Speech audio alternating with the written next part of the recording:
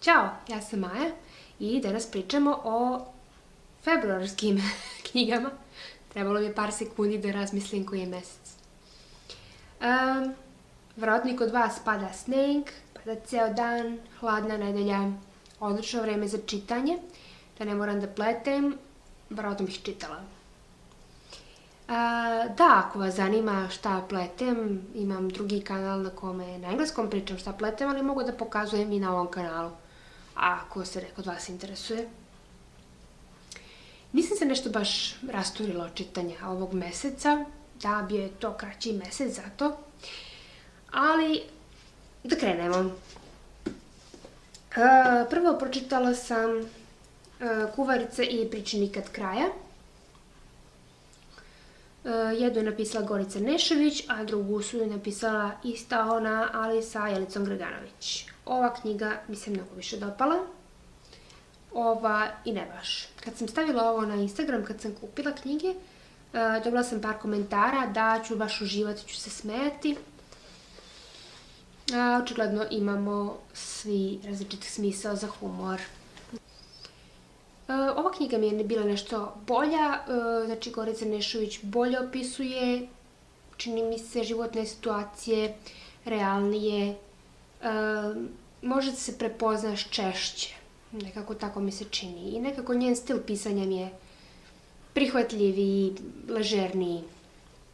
U ovoj drugoj knjizi sam čak preskočila par priča i to pogotovo priča Jelice Grganović jer njen ton, možda ako ste gledali uživo, nekad je, mislim strašno, ne bi volila da me dohvati, ako mogu tako da kažem. Znači nekad mi je previše stroga.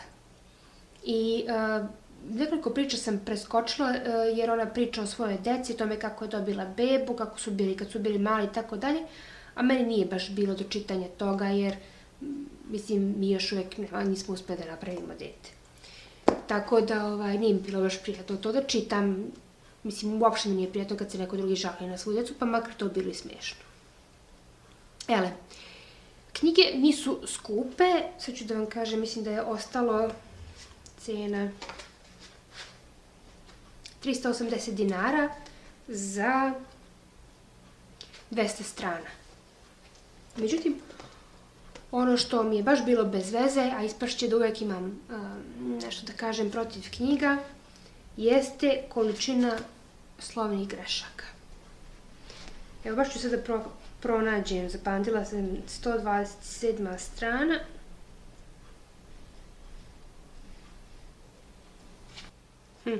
Dok nađem.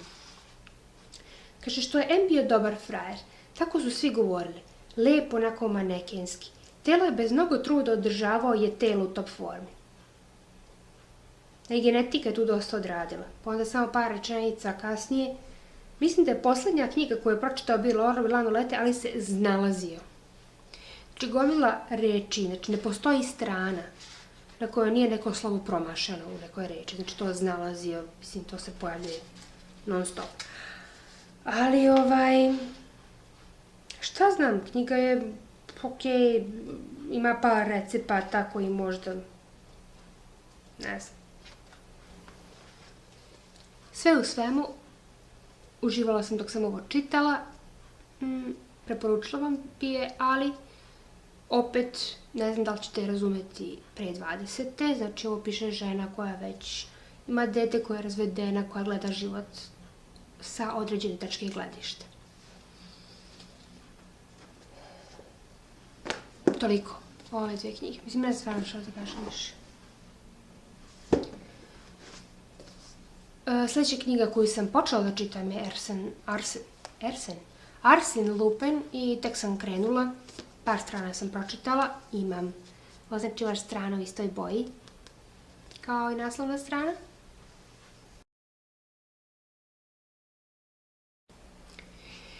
Još jedna knjiga koju sam pročitala, a koju nemam kod sebe jer sam je pozajmila, je Demon školske biblioteke, koja je dečja knjiga.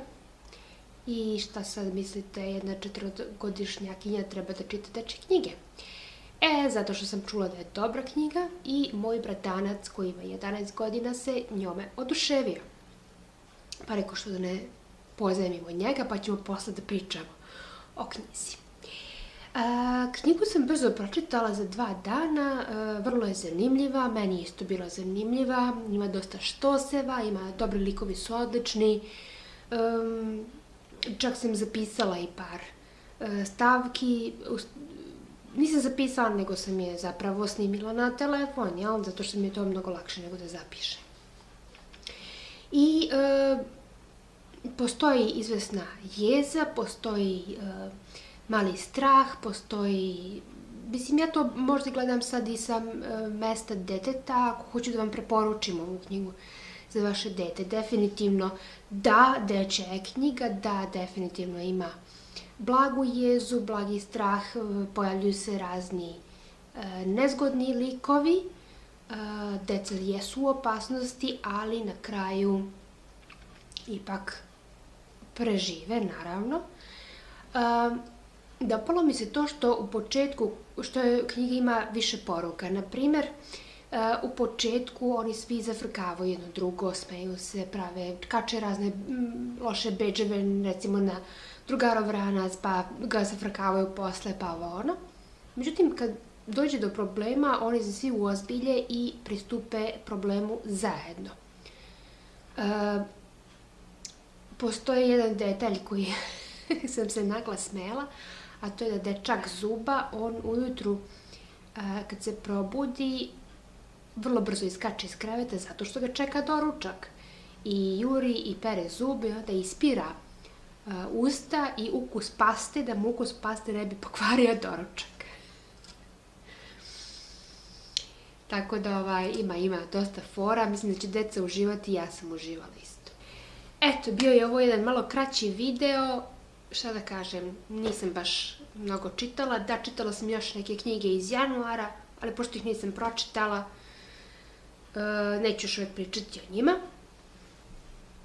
Želim da se u stvari na kraju zahvalim svima vama koji gledate. Dobila sam nekoliko novih ljudi koji su pretplatili na kanal, dobila sam divne komentare, hvala vam na tome. Zaista se nekako obradujem kad vidim vaš komentar, zato slobodno komentarišite. I primila sam nekoliko zahteva da snimim biblioteka turu, jel? Trudim se da koristim što više srpskih reči, da ne bude book tour, nego tura po biblioteci, prikaz biblioteke, ajde da baš budemo precizni. Da, uradit ću to, treba samo da presložim malo ovu biblioteku, pošto je ovo neki, napravili smo policu pa sam naređala knjige, to je znači prvi raspored, ali nameravam da sve skinem, obrišem prašinu, vratim, pa ću vam onda snimiti.